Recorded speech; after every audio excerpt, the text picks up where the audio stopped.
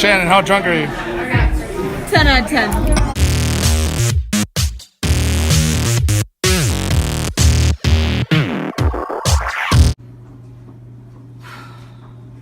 Good morning, everybody. I'm Tito Levine, and this is another edition of Brunch at Tito's, where we're all about brunch, booze, and questions. With me this morning is Shannon Shan-Dawg Howerton. You may have seen her in other videos where she's just blackout drunk, so it's a typical thing. Good morning, Shannon. Good morning. How are you doing? I've been better. You're looking like Ray Charles, but Yeah, I can play piano too, so.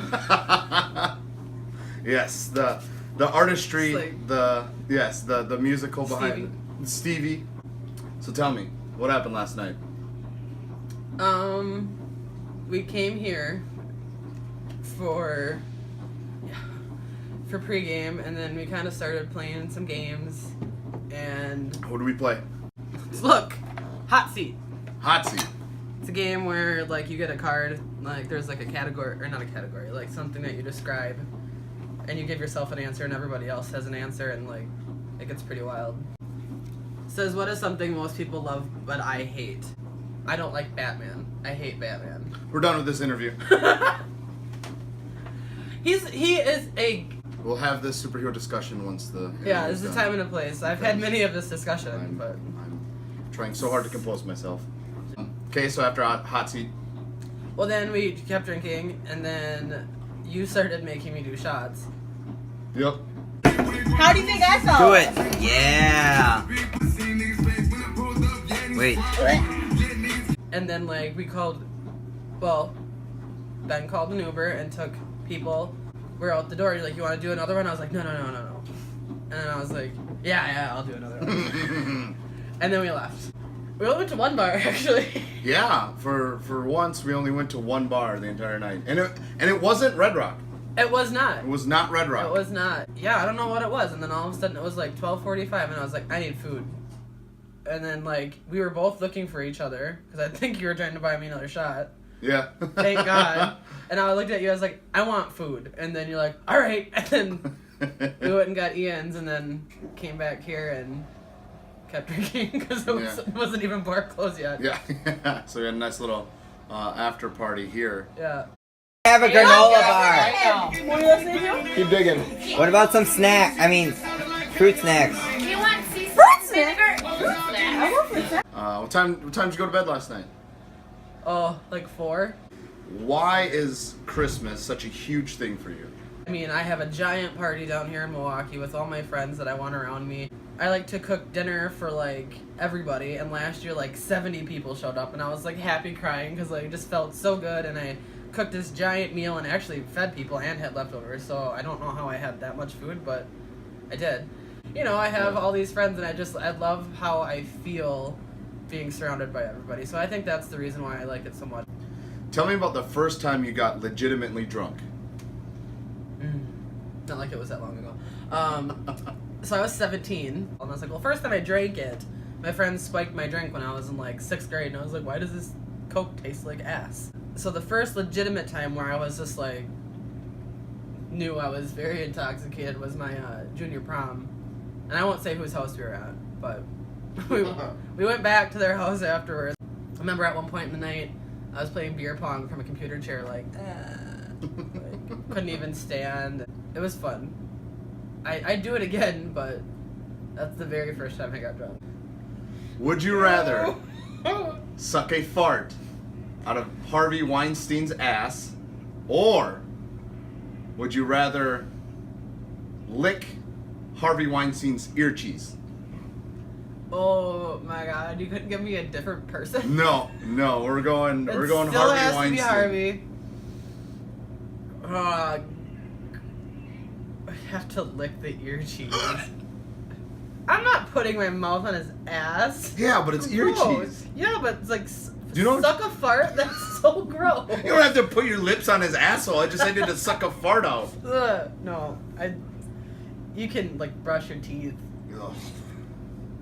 Like a green. I mean, what would your response have been? Like, yeah, suck a fart. Like, Yeah, I would have sucked a fart out. I just like pushed like his underwear up to his ass, almost like as a filter, and just like. What's a good place to party? What's your favorite place to party? Like for me, it's so far it's Brush Run. I love Brush Run. I love partying there. I would say my favorite place. Ooh, that's pretty tough. Because I party a lot of places. I've been around, man. Yeah. No. Okay, no. So I think my favorite place to party was when I was in New Orleans, and it's an entirely different lifestyle and like world. I mean, it's a very different lifestyle here as opposed to everywhere else in the world. Or well, I will say northern Wisconsin is. But like when I was in New Orleans, one, music is everywhere. Fantastic. I was like, I found my people. Like a random like parade just went that way. I was like, what's that for? They're like, I don't know. And I was like, what, you just have parades every day? Like, and random people are coming out of buildings with instruments? I was like, what, is this planned? Like, and they just like tell them the key and then they start playing. I'm like, this is wild. So it was just like super crazy. And we were there for St. Patrick's Day the first time I went to New Orleans. And I was with my friend Alex and Gabby. Alex. And Adam and John. And we had favorite gay guy. Yeah. And we had just the time of our lives down there. Like we all had a ton of beads. I didn't have to try to get beads. Obviously. Really? I did not. Really? I did not have to flash one time. And it was, there was a parade, so it was, we got pretty lucky, and all we had to do was like dance. Oh, okay. And they were like throwing them out left and right, and like my neck was like, you know, and I mean all I had to do was like allow a couple like, you know, creepy old men to kiss me on the cheek, but I'm like, I can wash that off. Give me the beads. Like at that point, it became a game. Like I wanted more, and it was just it was 100, and you can like carry your alcohol out on the street. I mean, I know you can in Crandon, but like, yeah. It's not legal. There, it's legal. Like, we woke up in the morning, it was like 12:30, vodka Red Bull, out the door. Like, wow, really? Yeah, it was just, we have to go down as a group because I'm gonna someone have to go down. would die. Yeah. They have these drinks called grenades, and they're magical, they taste so good. And they're like, I don't know, it's fun. I would say New Orleans is like the best place to party if you want to party. Okay. All right, next question. What is your hangover cure? What gets you from the crazy splitting headache and the hell that you're feeling, and when you're laying on the bathroom floor sending me a Snapchat saying I'm puking blood, how do you get from that to being a contributing member of society? I have a lot of hangover cures because I've been hungover a lot. One, after you're done vomiting, take some kind of pain reliever. Sometimes I'll take a melatonin to make myself sleep so I can sleep it off. Yeah. Depends on how well I'm doing. Like, I like to put an ice pack on my stomach because cold makes me feel good. I really only take notes. Yeah. So taking notes. Yeah, right now. Ice pack on your stomach. Chocolate milk coats your stomach with all the acid. Yeah. Chocolate milk. I like to only like be hungover in the winter because it's cold outside and the cold usually like balances out the like 110 degree body that I'm trapped in. So I'd say like chocolate milk, melatonin to sleep, Tylenol if you got a headache. Well, obviously water, but like that's a, you know, if you're dumb enough to not drink water during a hangover, then like you shouldn't be drinking. You shouldn't be drinking. What are we going to be eating this morning? Well, I know you laughed at me when I told you what I wanted. I did. I said, as long as there's hash browns and sausage, I don't care. Sausage. Yeah, and I couldn't believe I was like, just hash browns and sausage. Yeah, because eggs don't sit well with me in the morning because they just look nasty. Yeah. So I'm going to make hash browns, and it's going to be accompanied by sausage patties and toast. And that's it. That's going to be our gourmet meal for the morning. We're going to go ahead and make some food, and then we're going to come back and finish the second half of this interview. Let's do it. All right. Welcome back, everybody. So I've made hash browns, sausage patties, and toast because that is what she wanted, and that seems to be her weird ass fucking hangover cure. So we're gonna go ahead and do that. Breakfast food. It's yeah. Well, we'll go with that. Also on top of the cure, some drugs, some pain pills. So here's the drugs. Yeah.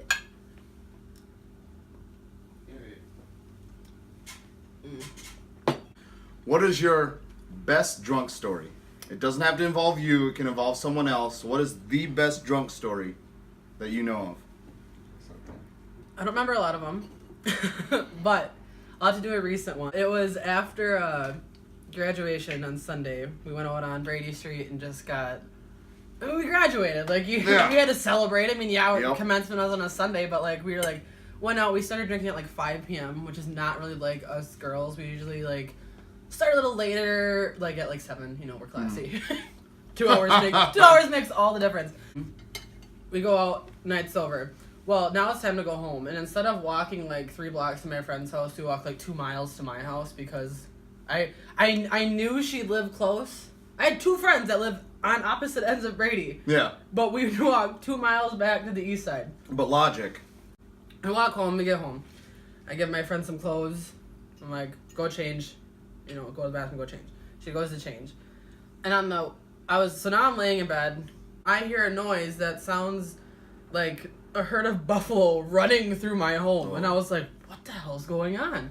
And, you know, after there was silence. I mean, it was like a big crash for a little while. And then there was silence. I was like, you okay? Like in the drunkest way, you alright? Like, you know, and she's like, I fell down the stairs. What? I just started laughing. Well, another person who was at my house was not clothed. Goes running to save her because I can't. No. I'm incapacitated. I am dead on my bed, So- like just rolling, laughing. Girls are falling down the stairs. Girls falling down the stairs. Butt naked girls running. Well, What's your address? my other friend goes to help her in like a minute. Like the noise, I was like, "You okay?" It was already out her door, like to go save her. Yeah. And you think, "Oh, that's weird enough." No, because then what I hear next is my friend who is now laying at the bottom of my stairs go, "Why are you naked?" So I start laughing even harder. I was like, what is going on in my home? Yeah, she What had are she nightmares had of nakedness? set some gnarly bruises on her side for about a week. Wow. It was fun. It was hilarious. I mean, I don't even have baby gates for my godchild at my house. Oh my god. But apparently, Apparently baby you gates need them. Yeah. for adults. You're gonna need them. Yeah. You seem to have gotten more savage with some of the shit you say, some of the comments you do, and just some of the things that are said on like our Snapchat group, and you just have this like mentality like fuck it. I love it. I think it's hilarious. But you've gotten more savage and ruthless, as Cal would say, and relentless. Yeah. And if you don't mind me asking, why is that? I don't know. I just thought I was being funny. I don't know. Like, I think it's just like, I mean, in this friend group, that group chat that we have, Mm-hmm. it's very important. I think it's like survival, basically. Like, I was gonna say you can't be the weak animal. like you can't be the Mark. Yeah. You can't be Mark. Yeah, you can't be Mark. But I've had Yeah. this like new attitude with like everybody, where I'm like, I don't care what anybody thinks of me. You see, and that was what I thought too, as when I was thinking about the question and just thinking about what I was going to ask you as far as being more savage. I'm just like, you know, I think we enter that stage in our life at like 22, 23, 24. We're done with high school. We're done with college. Like we're done with caring what people think. Like we're gonna do what we want to do. Yeah, and I have said that a number of times. Some people like from home or Crandon or whatever have been like, how do you just do it? I'm like, I don't care what anybody has to say about me. And again, it goes back to if someone had an issue or a problem with it, it's like, well, come say it to my face. Yeah, just come talk to me. Don't be passive aggressive and like tweet it or put it on Facebook or anything like that. Like if you got a problem and you're an adult, like come say it. Be a big boy, be a big girl. Come say it. And then if you can't handle it, then shut your mouth and don't say anything. All right. So what is your dream party scenario? Like and you can, I'm talking fantasy. So if you want fucking 3-6 Mafia there, like I don't know. I don't know. Boys to Men. I don't know. But I love being outside by the water, and I know that bothers you. I wouldn't say a water ski thing, because I mean, that would be great, but like alcohol and that doesn't really... Yeah. You need balance and like, Yeah, you know, sometimes you're fine, your skills aren't really there when you're drunk. I've done it before at tournaments, it's not fun. Yeah, like the picture where you're sprawled out. I wasn't drunk when I did that. Jump. Wasn't We might as well have been. Yeah, flash forward a picture. No. Just like a simple DJ playing like, you know, just like all the like fire hits that make us like hit cups out of each other's hands up to the stage at group. Yeah. Like something like that. Like just like a simple DJ, all of us just like by a lake in the summer like everybody's wearing like Hawaiians looking stupid. Like, I don't know. Yeah. Just something like that. Just like me and just the friends that I want to be around. What is the drunkest you've ever been? The creme de la creme, the top of the charts, the drunkest you've ever been. How am I supposed to remember if I was... Well, I mean, you have video proof. So we were at Red Rock, because apparently the only 2 bars we go to are McGillicuddy's and Red Rock. And occasionally get lost in Trinity. So For real. We're at Red Rock. I don't remember this. The only reason I have any proof is because Caitlin took such a wonderful video. And Jump Around was playing. And judging, because I know he's going to put it in.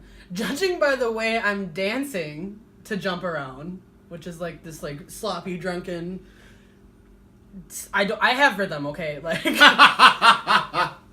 And regardless if I was in time or not, I lost my balance.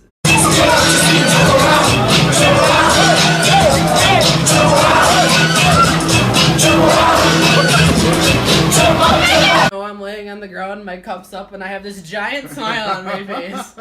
And I didn't spill any beer. And then I woke up the next morning and I wanted to die.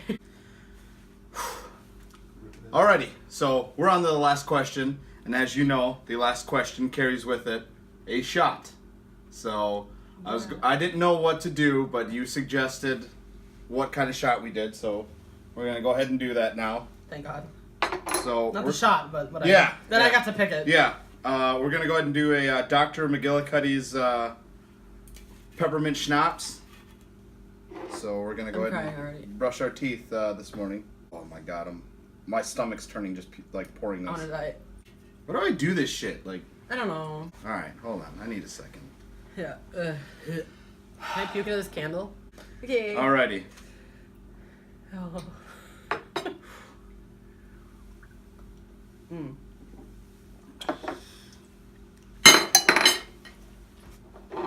My bad. It's okay. That's all over it.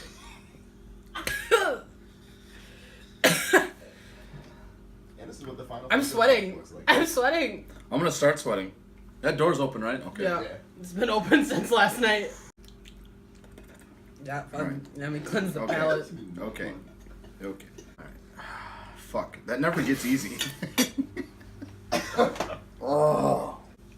Why do you think unwealthy Native American reservations continue to be unwealthy, and what can they do to fix it? I think what would help would be, one, getting information out there about what we're doing. Mm-hmm. I mean, yes, we get the newsletter and all this stuff, but like we don't know a lot of the things that are going down because for those of us who have moved and that may one day have like any kind of, curiosity and possibly trying to help, how can we when we don't know what's been going on for the last how many years? So I think that's the thing.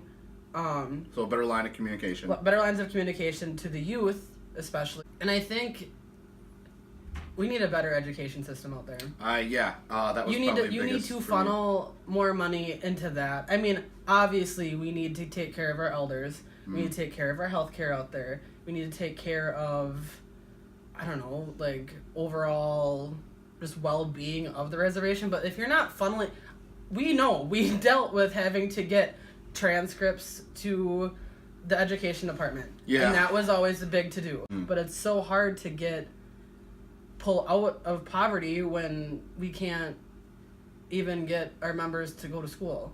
Yeah, and I think that was a big thing for me too, was just education. I mean, you can't get any better if you don't know any more than you already know. Mm-hmm. There doesn't seem to be some sort of community and team effort out there, and it's very at least in Mole Lake, I don't know about other tribes, but there was just a very self-centered selfishness out there where everyone's out for themselves. Well, they don't like people who come back that know more. Yeah, they feel intimidated. I borderline threatened. Yeah, and one, I have a bachelor's in music. Okay, so like I'm not gonna be stepping on your business administration skills or whatever. But I don't know anybody else who's gone to school, and that doesn't matter. It doesn't matter. That's the fact. But like, it's the fact that I don't know more.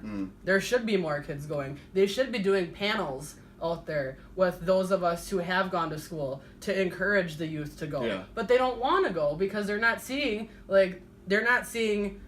us as leaders in the community, what they're seeing are some people whose behavior is toxic. Yeah. And they think that, oh, well, you know, they didn't have to go to school to get that position. It's like, well, no, they didn't, but, like, it helps a little bit. And Yeah. I don't even say they have to go to school. It's just they need to be given the tools to become a good person, to be a good leader. You know, and for me, is I don't care where somebody would go. I think any sort of secondary education past high school will benefit anybody. It doesn't matter if it's Nicolay, if it's Marathon, it does, you know, Harvard, Notre, whatever.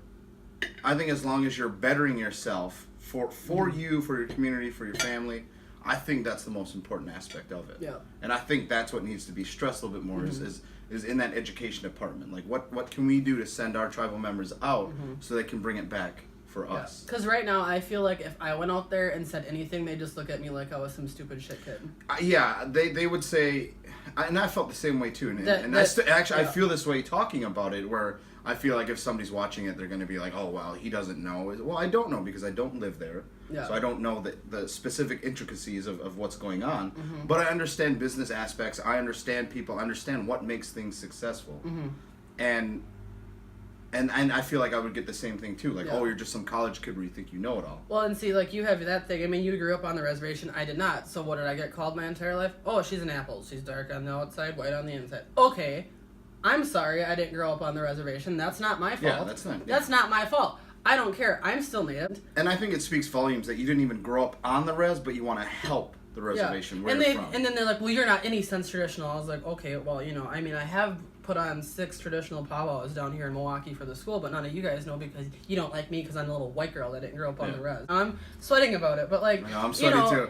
Like, I can see your face getting pretty red. Yeah. I'm getting mad because it's like they focus so much. No one is full Indian anymore or Native American. You're not.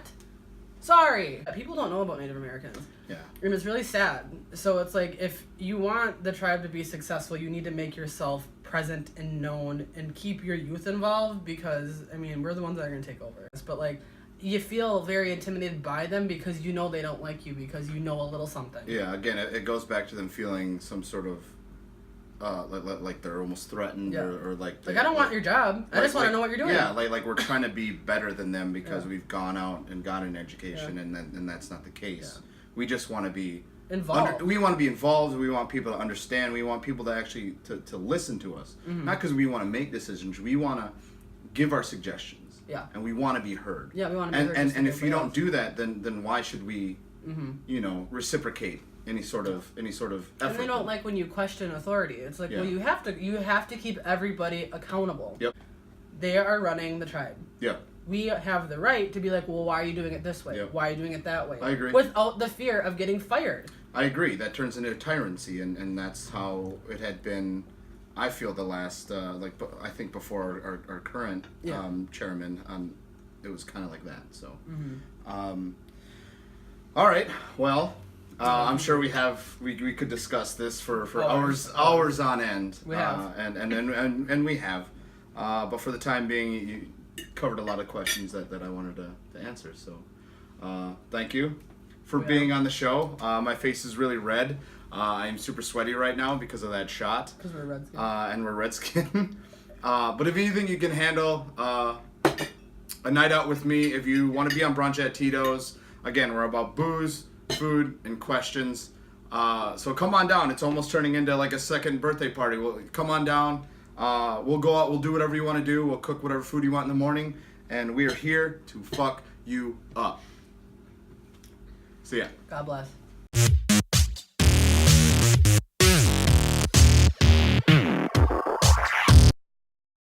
have like a side cramp. And that makes me really nervous. Body's giving out on you. I know, I'm like, oh man, this hangover, we're gonna hit at like 3 p.m. and I'm like driving and just... Yeah.